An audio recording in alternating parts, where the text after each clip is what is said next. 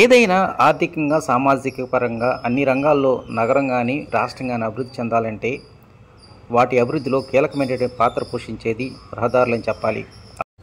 ఎక్కడైతే గ్రామ, జిల్లా, రాష్ట్ర స్థాయి నగరాలను కలుపుతూ రోడ్ల నిర్మాణం జరుగుతుందో అక్కడ అభివృద్ధి అనేది బాగా ఉంటుంది.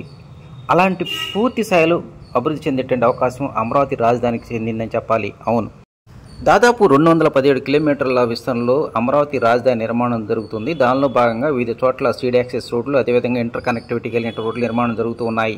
అయితే ఈ అమరావతి సంబంధించిన దానిలో ఎంతో కీలకమైనటువంటిది గొల్లపూడి, కాజా మధ్య నిర్మాణం జరుగుతున్నటువంటి పడమర బైపాసు.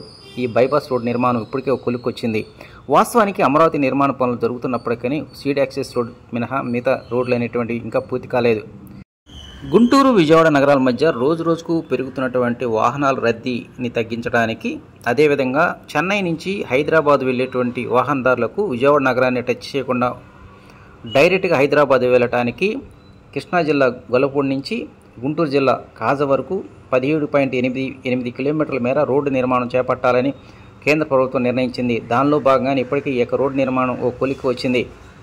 ఈ రోడ్డు నిర్మాణంలో భాగంగా కృష్ణా నదిపై 3 వరుసల 2 వంతెనల నిర్మాణం జరుపుతూ ఉన్నారు. 3.5 కిలోమీటర్ల మేర ఈ వంతెన నిర్మాణం జరుగుతూ ఉంది. అదేవిధంగా నదికి దక్షిణ వైపు వెంకటపాలెం దగ్గర నుంచి కాజా వరకు మొత్తం 8 వంతెనల నిర్మాణం జరుగుతున్నాయి. వాటిలో ఎంతో కీలకమైనటువంటి ROB railway over bridge Chinnakakani వద్ద ఇప్పటికే నిర్మాణం ఓ కొలిక్కి వచ్చింది. గొల్లపూడి దగ్గర నుంచి నిర్మాణం జరుగుతున్నటువంటి ఈ బైపాస్ రోడ్డు కృష్ణా నదికి దక్షిణం వైపు ఉన్నటువంటి వెంకటపాలెం, తాళాయిపాలెం, మందడం, కిష్టాయిపాలెం, ఎర్రబాలెం, నవలూరు, నిడమర్రు గ్రామాల మీదుగా చిన్నకాకాని, మురుగన హోటల్ వద్ద పాత బైపాస్ రోడ్డుకు అనుసంధానం చేయనున్నారు.